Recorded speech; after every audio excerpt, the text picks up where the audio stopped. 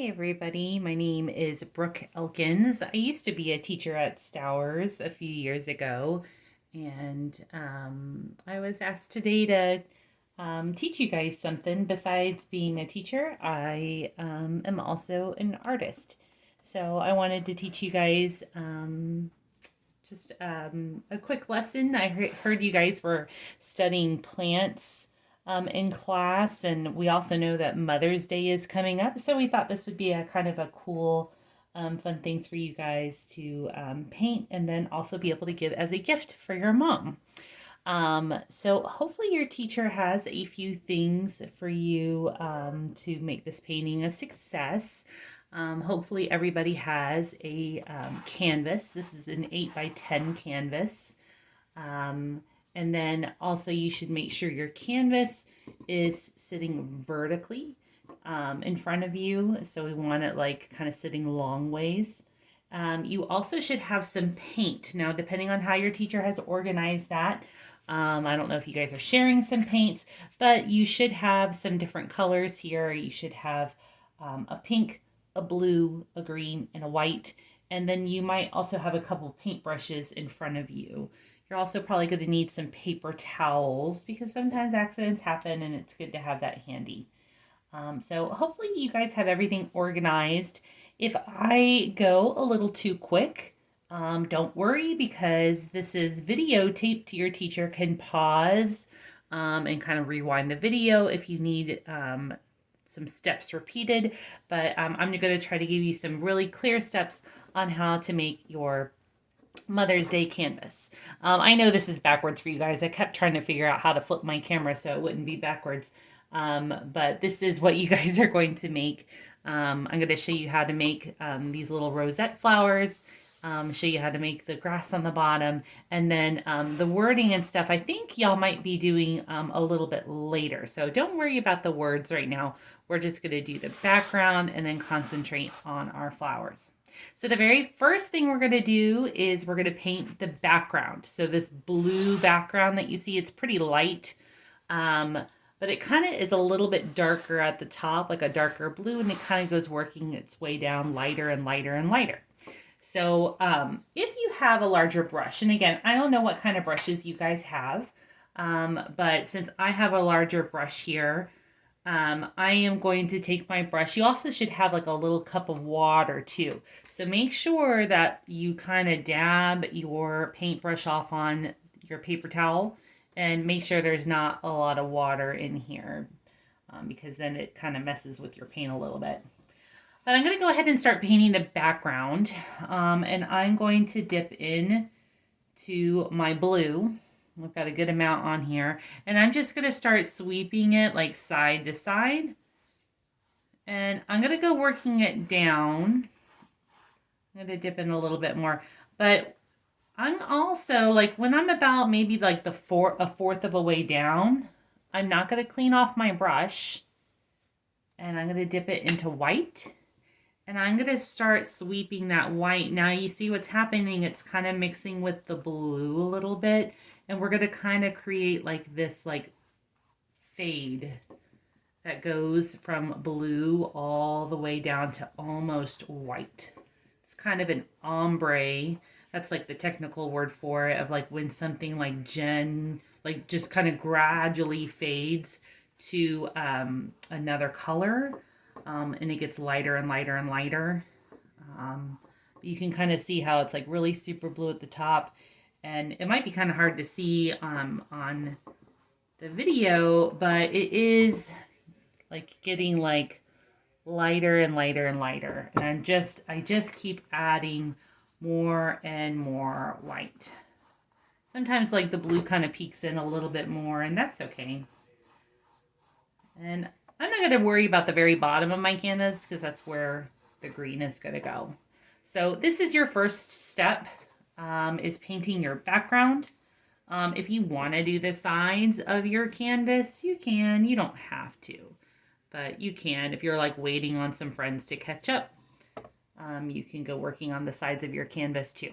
But this would be considered step one. So if anyone needs to pause the video, now would be a great time to do that. All right. So assuming now that everybody has caught up, I'm going to go ahead and take you to step 2. Again, I probably have some different kinds of brushes than you guys. Your teacher might be able to tell you what will work best for you depending on what you have. But I'm going to be using a smaller brush this time. And it's going to give me the details that I want. I'm going to start working now on this sorry, I was thinking we were going to work on this green grass bottom, but you know what? I don't. I want to actually start with these rosettes first. But I'm still going to use that same like small brush this time that I was just talking about. So the backdrop was with a bigger brush if you had it. And now with the roses, you're going to use a smaller brush if you have it. And I'm going to create these rosettes. So I'm going to dip into my pink. And if I'm looking at my canvas, the flowers are more on the left side. And one flower is slightly bigger than the other one. And these flowers, they're really not that hard to create.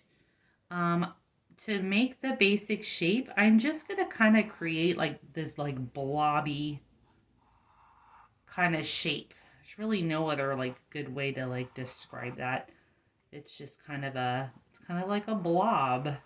I'm just kind of wiggling my brush around a little bit. And about the size, so like just for reference, like here's a quarter. It's a little bit bigger than a quarter. So just kind of giving you some reference there about how big you should make that. So after you got that first kind of blobby kind of drawn out, you're still going to take some pink paint. And you're just going to go filling that in. Sometimes when you're painting, you can kind of get like these streaks. I don't really like streaks in my painting. So tip, if you can do this neatly and without getting paint like all over your desk or all over your clothes, you can kind of take your finger, just one finger, and you can kind of help blend that paint in and then just kind of wipe it off on your paper towel that you have. But that'll help take those streaks out. So after I've created one blobby, I'm going to make a shorter flower, just a little bit below. Same kind of blob shape, but this one is going to be a little smaller. And then I'm going to fill it in, again, still with pink, still using my small brush. And I'm just going to kind of smooth that paint out with my finger, wipe it off on my paper towel. Okay. All right, so again, teachers, if you're using this video and you need to stop to let some of your students catch up, now would be a great time to pause the video, and this would be considered step 2.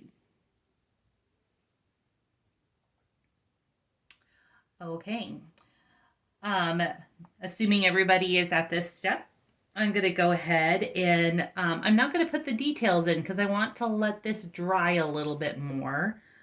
So I've rinsed off. I took my small brush and I rinsed it off really good in my cup of water and dabbed it off on my towel, making sure there's not water in that brush. And then I'm going to go into my green. And we're going to create the stems to these flowers, and then we're also going to start creating some leaves and some grass. So the stem of my flower, I'm just going from the base of that flower all the way down to the very bottom, and then again for the smaller one. Okay. Now here's kind of the fun part. We're going to create some grass. Now, in our painting, you're going to see that there's some like darker blades of grass, there's some lighter blades of grass, and there's some green that's kind of like in the middle. Right now, I'm still just working with straight green. And I am just going to start kind of creating like these little wispy grass pieces. They're not, sometimes when we think of grass, when we paint, we're doing grass like straight up and down like that. But if you think about like the grass that you see outside, you get some that are kind of bent over and some that are a little longer than others. You get some that are kind of like stuck side by side. So kind of use some variety in your grass. But I'm just kind of creating these short blades going all the way across. And I'm just kind of doing it however I feel. Some are really short, some are really long. Some are bent, some are straight up and down. But all the way across. Okay.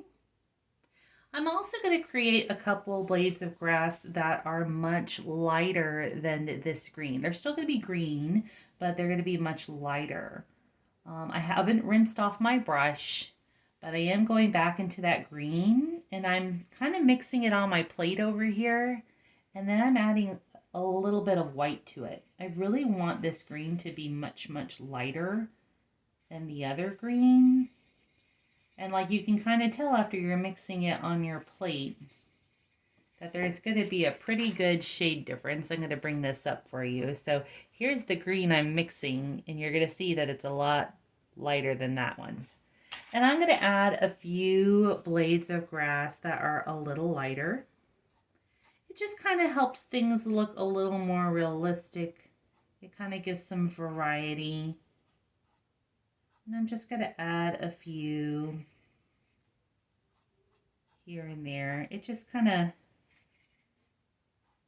draws the eye a little bit to this grass. Kind of makes it look a little bit more realistic. All right, so I've got some lighter shades. I've got some darker shades. And now I'm going to make some much darker green. So in order to do that, I'm going to take my green. I'm going to mix a little bit over here off the side. And then I'm going to pull some of my blue. And mixing a little bit of that blue into my green is going to kind of darken it up a bit and kind of give me a darker green. And now I'm going back and I'm just adding a few more blades of grass that are a little bit darker. All right. So now I have 3 different types of grass here. And then the last thing I'm going to do while I have this green still on my paintbrush, and right now it's the dark green, and that's okay. I'm going to create a couple long leaves. So in order to make that leaf, I'm actually going to take my brush, this is my skinny brush, and I'm going to touch it to my canvas and push down a little bit and bring it all the way over to my stem. And I'm just going to kind of thicken that up just a little bit. So I've got this like one long leaf, and I'm going to add like another small one here. This one is kind of like a teardrop shape. It's pointed and it kind of bows out a little bit and then off to the side. And then I'm going to give like another kind of longer, fatter leaf over here for this little flower. All right. If you want to give a little highlight to your leaf to kind of give a little variety, because we know leaves aren't all one color either, you can add a little bit of that light green that we mixed up, the really light one. You can add like a little bit of highlight to your leaves. So I brought it up close. So I just kind of added a little bit of lighter just to kind of give it some dimension. All right, again, teachers, if you need to pause this video, this would be considered step 3. So this would be a great time to pause and let your students catch up.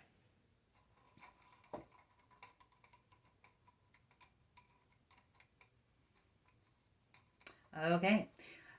All right, I guess we're ready to start working on going back to our flowers. We're going to add a little bit more detail. This is the original, and you can see in these flowers, you can see some other colors. We've got some purple and some white in here, and so kind of just showing some different kind of petals in your flower. So again, small brush. I've cleaned off all of the green, and I am going to start creating that purple color that you see in your flowers.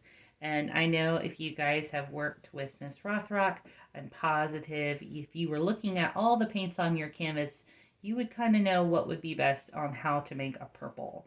So if you guessed mixing pink and mixing your blue together, you are on the right track. I'm going to mix a little pink and blue together to make a purple color. And I'm going to just kind of mix that together until I find a shade that I really, really like and that is really different than the pink that is on my flower already. I kind of want this purple to stand out a little bit. So I'm mixing and mixing and mixing. Sometimes it takes a minute to find the shade that you really like, but I think I've got a good one here. And I'm going to start creating these details to your flower, just kind of giving, again, a little bit more dimension, a little bit more in depth. I've got this purple, and I'm just going to kind of create these like little strokes. And I'm kind of right now, I'm just working on the outside edge of my flower. I'm going to bring this up super close so you can see what I'm doing here. So you can see I've got some purple, and I'm really just kind of picking and choosing and kind of following the outside edge pattern. It's not all connected, but I'm just kind of wiggling my brush. So I kind of worked it all around on the outside of the flower. And now I'm going to do it again, kind of like another layer. And I'm almost kind of making like just kind of like these little half wiggly C's. There's really no right or wrong way to do this. Yours doesn't have to look like your friend's next to you. And every flower looks different anyway, so don't worry about comparing what other people's looks like. And then I'm just going to do about 2 more little half C's in my flower here. So that's what the purple looks like. I'm going to do the exact same thing now into my second flower, still that purple. Tracing that outside edge. Again, it's not all connected. And then I'm going to do my next row. Just going to do a couple. I can't fit as many since this is a smaller flower. And that's what, oops, kind of shaking my video here a bit. That's what the purple looks like. All right. And then teachers, again, if you want to pause this video, this would be considered step, I think what, we're on step 4. Go ahead and pause this video, and we'll add the next detail next.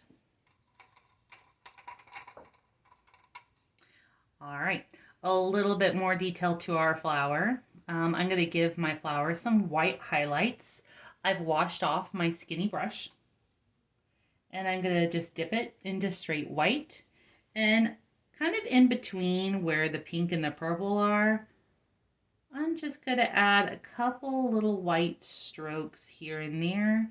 Again, this is just kind of giving my flower a little bit more detail, a little more highlight. I'm going to bring that up super close. So I've just kind of run it in between the pink and the purple. There's still a lot of pink showing.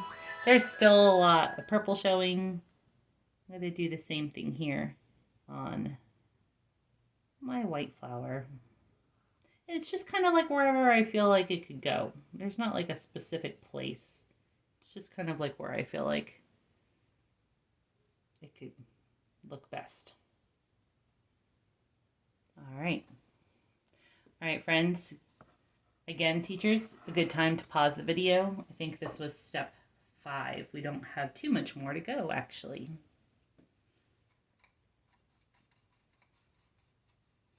All right, everybody, this is the last step. And this is kind of like our final detail. So you have your 2 flowers, you have the leaves, you have the grass, you have the background. And you kind of notice in the original one, I have all these like little blue dots that are kind of scattered. It's supposed to kind of represent like teeny tiny flowers. You ever go walking in a field and like see like these itty bitty small flowers that are just kind of scattered? That's kind of what all these little blue dots are supposed to represent. You're going to see they're not really connected to anything, so don't worry too much about like connecting them to a piece of grass. I'm just really going to do just a couple little small dots. You can do this two different ways. You can do that with a small clean brush and just kind of dip your brush in paint and just kind of polka dot it onto your canvas. So I'll bring that up like nice and close. But you can just kind of scatter. I'm going to put a couple of them in the grass too. And I'm going to put a couple like close together, a couple that are spread really far apart. You can also do this as this is a trick that I use sometimes. Sometimes I use like the end part of my paintbrush, and you can actually create like really cute little polka dots with the end of your brush too. You kind of have to put a lot of paint on there though in order for it to work right. So you find what works best for you, okay? And start adding your little tiny blue flowers, and they're just kind of scattered. Again, it's like how many you want. If you want a bunch of them, you can do that, or if you just want a couple of them.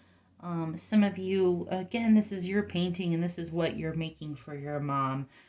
Maybe if you want to create like another blue flower, you can do that too.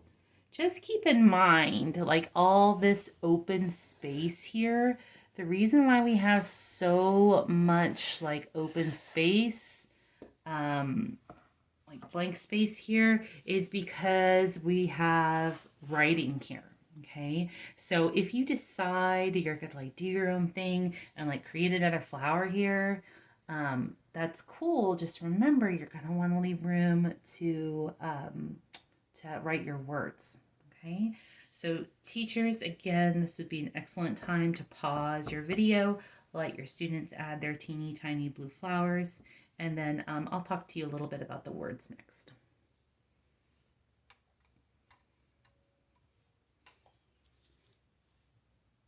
Okay, so depending on what your teacher would like to do, because paint, especially if some of us like kind of really applied paint thickly, it takes a while to dry.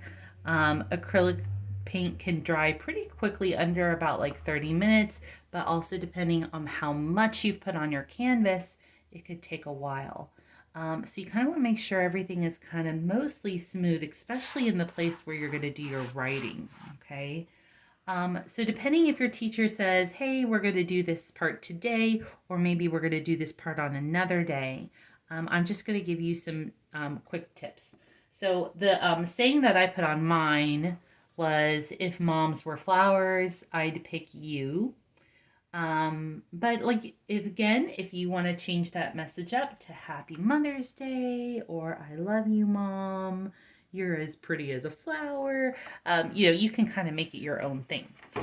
A trick to handwriting, just because this part is writing doesn't mean that we shouldn't take our time, because we want this to look nice. You've taken such a nice long time to do your painting. You want your writing to look nice too. So a trick to do writing instead of using paint, sometimes I get Sharpie markers, and they will actually write on canvas. But this has to be completely dry before you do this, because if it's not completely dry, then your marker is going to get all like gunky with paint. It's going to be yucky. So let your teacher make that judgment call. If she says, okay, we're going to do this today, or we're going to do this another day, let her guide you in that part. But when you are ready, I would recommend taking a pencil and tracing letters out. That way, in case like you make a mistake, if you accidentally misspell something or something doesn't fit, you can always erase it. And I'm writing pretty lightly with my pencil. But then that way, if you make a mistake, you're able to fix it and it hasn't ruined everything. But you can just take your pencil and like map out how you want it to look. And then after you've done everything with pencil, You can go back with, if your teacher is allowing you guys to use Sharpie markers, you can go back and trace your letters.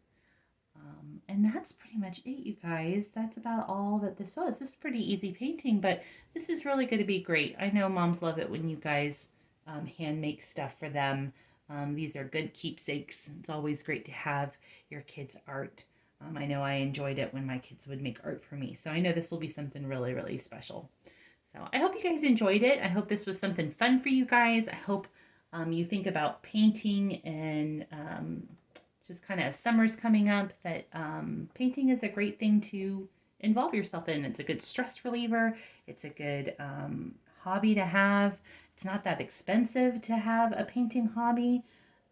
So I hope you guys enjoyed it, and I hope this was something fun for you guys.